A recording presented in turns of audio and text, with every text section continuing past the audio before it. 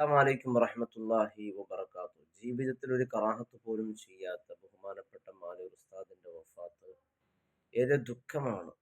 ഹൈന്ദവ സഹോദരന്മാർ, സഹോദരിമാർ അവർക്കുള്ള അനുഭവങ്ങൾ പങ്കുവെക്കുമ്പോഴാണ് നമ്മെ അത്ഭുതപ്പെടുത്തിയിരുന്നത്.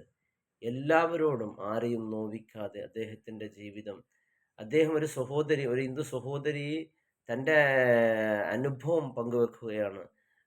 മഹാനവരുകളെ കാണാൻ വേണ്ടി പോയ ഒരു സന്ദർഭം. മഹാനവരുടെ ജീവിതത്തിൽ എൻ്റെ പ്രിയപ്പെട്ടവർ, ഒരുപാട് ആളുകൾക്ക് ഒരുപാട് അനുഭവങ്ങൾ പറയാനുണ്ട്. ഹിന്ദു സഹോദരി ബഹുമാനപ്പെട്ട മാനൂർ ഉസ്താദിൻ്റെ ഹദറത്തിലേക്ക് പോകാനുണ്ടായ കാരണം സഹോദരി പറയുകയാണ്. തൻ്റെ ഭർത്താവിന് സുഖമില്ലാതെ, അതുപോലെ മക്കൾക്ക് വേണ്ടി മന്ത്രിക്കാൻ വേണ്ടിയാണ് പോയത്. ആ സമയത്ത് അയൽവാസികളായ ആളുകൾ പറഞ്ഞു, ഒന്ന് മാണീർ ഉസ്താദിനെ പോയി കണ്ടാൽ എല്ലാം പ്രശ്നങ്ങൾക്ക് ഒരു പരിഹാരമുണ്ടാകും, ഒന്ന് അവിടെ പോയി കാണണമെന്ന് പറഞ്ഞു. അങ്ങനെയാണ് ഈ സഹോദരി പോയി അവിടെ കാണുന്നത്. കണ്ടപ്പോൾ സഹോദരിക്ക് ഞെട്ടിപ്പോയി. കാരണം എല്ലായിടത്തും ഉസ്താദന്മാരെ അല്ലെങ്കിൽ തങ്ങന്മാരെ അല്ലെങ്കിൽ ആരെങ്കിലും ഒരാളെ കാണുമ്പോൾ അവർക്ക് എന്തെങ്കിലും സന്തോഷത്തിന് വേണ്ടി ഒരു ഹദിയ കൊടുക്കൽ ഒരു പതിവാണല്ലോ. അതുപോലെ ഈ സഹോദരിയും നല്ലൊരു ഹദിയ കരുതി വച്ചിരുന്നു. നേരെ പോയി ആ സഹോദരി ഒരു ഹദിയ കൊടുക്കാൻ വേണ്ടി ഉസ്താദിന് കരുതി. ഉസ്താദാണെങ്കിൽ വളരെ ഉസ്താദിൻ്റെ ജീവിതം എന്ന് പറയുന്നത് ആരെങ്കിലും എന്തെങ്കിലും കൊടുത്താൽ അത് ഉസ്താദ് വാങ്ങാറില്ല. അതാണ് ഉസ്താദിൻ്റെ പതിവ്. അപ്പോൾ ഈ സഹോദരി അങ്ങ് തരുന്ന സമയത്ത് സന്തോഷത്തിൽ ആ സഹോദരി അത് അയാൾ ബഹുമാനപ്പെട്ടവർ സ്വീകരിച്ചു. എന്നിട്ട് തൻ്റെ കുഞ്ഞിൻ്റെ കയ്യിൽ കൊടുത്തിട്ട് എന്തെങ്കിലും കുട്ടിക്ക് മധുരം വാങ്ങി കൊടുക്കണമെന്ന് പറഞ്ഞു. സഹോദരി ഞെട്ടിപ്പോയി.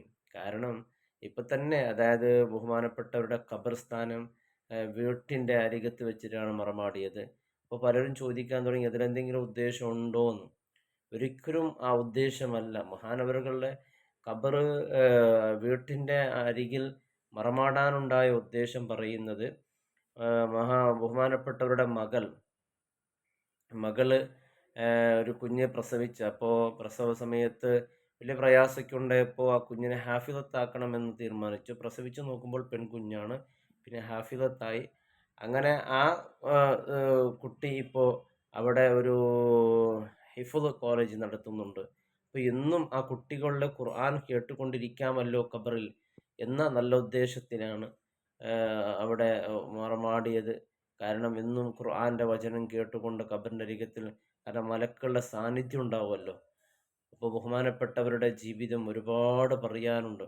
അവിടുത്തെ ജീവിതത്തിൻ്റെ അനുഭവങ്ങൾക്ക് ഒരുപാട് ആളുകൾക്ക്, പോയവർക്ക് അത്ഭുതകരമായി പറയാറുണ്ട്. ഒരുപാട് മാരകമായ ക്യാൻസർ പോലത്തെ രോഗികൾ, ഒരുപാട് ആളുകൾ പോയി അവിടുത്തെ ആ വെള്ളം കുടിച്ച് ഷിഫായവരൊക്കെ ഉണ്ട്. അത്തരത്തിലുള്ള ആളുകളൊക്കെ നമ്മുടെ ഈ വീഡിയോ കേൾക്കുന്നുണ്ടെങ്കിൽ കമൻറ്റിലൂടെ രേഖപ്പെടുത്തുക.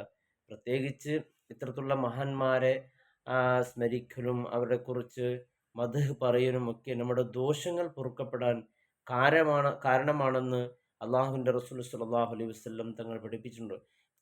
ഇത്തരത്തിലുള്ള മഹാന്മാരുടെ ചരിത്ര സംഭവങ്ങൾ നാം കേൾക്കുമ്പോൾ നമ്മുടെ ദോഷങ്ങൾ പൊറുക്കപ്പെടും, മറ്റുള്ളവർക്കൊരു മാതൃകയാകും.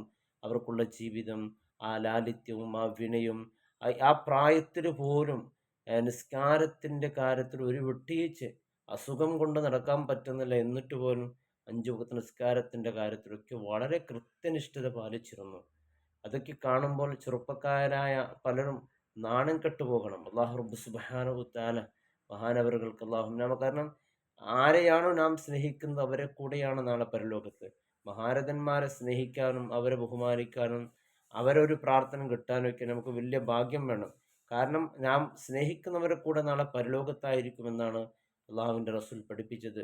അമ്പിയാക്കൾ, ഔലിയാക്കൾ, സുഹദാക്കൾ, സ്വാലിഹ്യങ്ങളെ സ്നേഹിക്കുക എന്ന് പറഞ്ഞാൽ അത് വലിയൊരു ഭാഗ്യമാണ്. അള്ളാഹു നൽകുന്ന വലിയൊരു തൗഫീഖാണ്. അള്ളാഹു അനുഗ്രഹിക്കട്ടെ. അസ്സലാമു അലൈക്കും വറഹ്മത്തുള്ളാഹി വബറകാതുഹു.